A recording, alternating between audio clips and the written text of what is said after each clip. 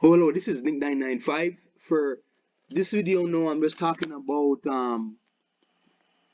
video game boss battles that I love, and it's gonna be kind of a part one, part two type of series. So you know, and hopefully this video is not too long. If you're watching this, subscribe down there. Please subscribe.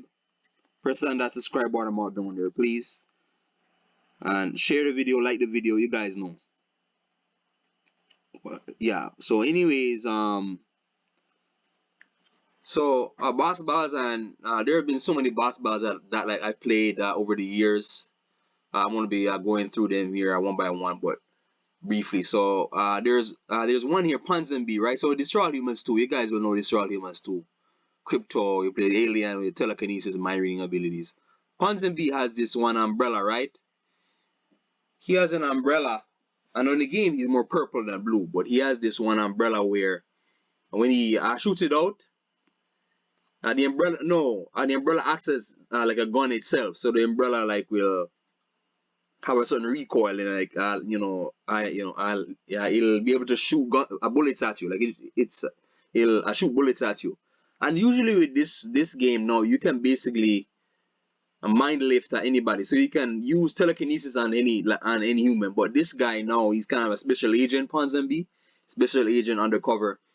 For some reason, the game has it so the game physics has it so you can't mind read him, mind control him, or you can't use a telekinesis on him, right?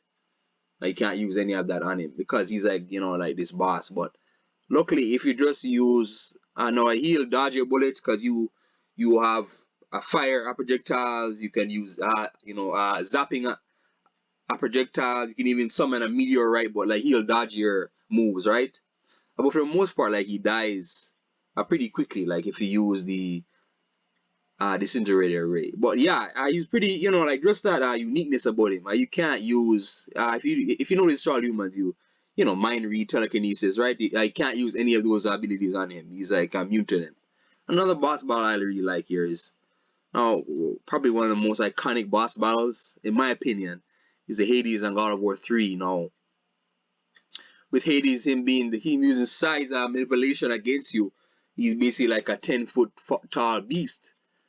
Taller than that, 10, 12, 13-foot tall beast, and you as Kratos are like 6'5". I'm guessing 6 feet, 6'5".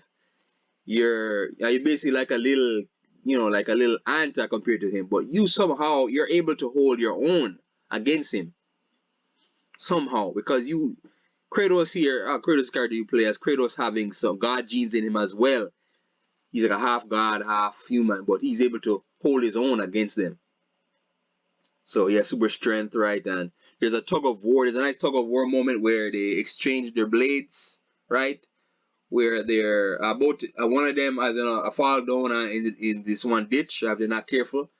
And then Kratos, like, since he's like ultra strong, like damn, so like he basically lifts him up. He lifts up Hades, and Hades is massive, right? The size of a building, right? So he lifts up Hades with the chain, and he's smashing his face in. It's just look up boss fight videos for this. Hades versus Kratos. It's so amazing. The Hades burns as he gets more upset. The world around him kind of this kind of type of facility, like this old Colosseum or whatever. Like it actually starts to break down. It breaks down because his rage is so much, right? It starts to break down, and you just see the destruction around you. But yeah, now in this, what I love, it's again you're gonna be dodging, blocking, avoiding his moves. He does this one trap move, right? So his soul blades will create these traps all around the screen, and then there'll be one place in the screen where it's safe to be if you're not there. Otherwise, if you're not there, then you're dead. Hit, like so just dodge, hit, hit his leg, hit his leg, avoid being hit. Obviously, if you play it on the super hard difficulty, you're gonna die within 2 to 3 hits, so you gotta be careful. So Hades, great cinematics, how it mixes cinematics and gameplay in a boss fight. It's so amazing. I like the Thunderjaw boss battle. The Thunderjaw is like a Tyrannosaurus Rex. except in a robot form. They made a robot form all of him, like a mech or whatever.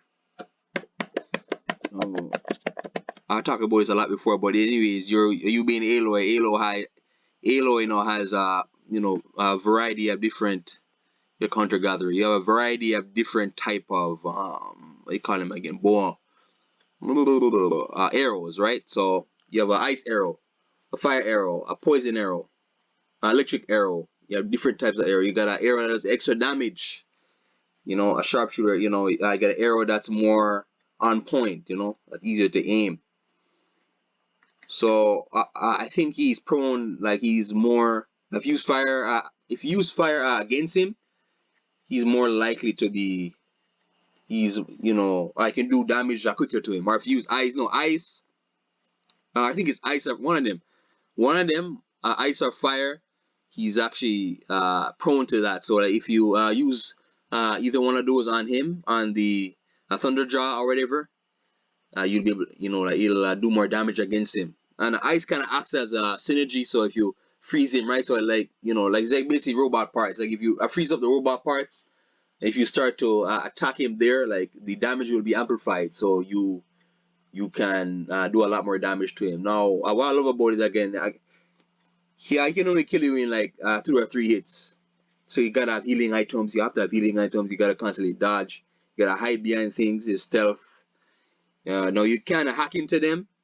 If there's more than one, you can hack into one and then make one fight the other, which is a pretty, you know, that's my favorite part about the game, is override. So it's a hacking into machines. Once you have the ability, you gotta acquire the ability for the machines. There's so many different type of machines, but with this one, yeah, it'll swing its tail. It has, I believe it's some sort of a rail gun. It has rocket launcher, projectiles that will, you know, that can accurately spot you and you know, track you down. You know, like it's pretty cool. And just the sound design, everything, like just everything with it, and how he charges at you. It's like, and then you can kind of feel like the ground shake, kind of, you know, like this. No, your a controller vibrate every time he walks because he's so big, right? He's this massive behemoth, like of a, you know, of a robot, right? Every time he walks, it's like the ground kind of, you can kind of hear it, like that heavy noise, you know. But yeah, and then, you know, again, dodging, cover, stealth, override. Hit his weak points. Obviously, he has weak points up here. If you shoot off his rocket, a projectile, a machinery, or here is some sort of, you know, engine back here. You can shoot off parts. And what's really nice is the graphics as well. The graphics, due to the advanced graphics of, you know, PS4, are still, you know, around 2017, when it came out, it actually showed the damage. So the more damage you do, the more it'll show, you know, that you know, the robot's starting to break down, you know, over time. Another one here now is obviously you have Dr. Octopus in Spider-Man PS4. I really like the way how they implement now, you know, like it's very again, cutscenes and gameplay together, they really interchangeable, you know, like where it works so well together. Like I like when he first shows up and, you know, Spider-Man, spoilers, right? Spoilers. Spider-Man defeats Mr. Negative, right? The guy that, you know, that has the mind control ability, like, in it. And then all of a sudden, Dr. Octopus shows up and then he's like, oh no, you think that Spider-Man can kind of hold his own against it, but no, because Spider-Man's Spidey sense can't really at that moment, Spider-Man's Spidey sense can't really keep up with the quickness of these tentacles right here, mech tentacles, what I like to call them. But anyways, yeah, so it's just pretty cool. Like he chops Spider-Man in them, and it's this scene where like Spider-Man is like powerless. But anyways, spoilers, right? You get this suit, right? This more advanced suit where it's able to. It's kind of like a countermeasure to the Dr. Octopus, right? So during the boss fight, like you're on this roof and you find Dr. Octopus, and you gotta watch out, you know, like you're dodging, watching a projectile, because he will throw things at you. I believe he will lunge at you, and then yeah, but And there's kind of a quick time events where, yeah, you know, when you gotta press like circle, square, triangle, or X fast, like the props will show up on the screen.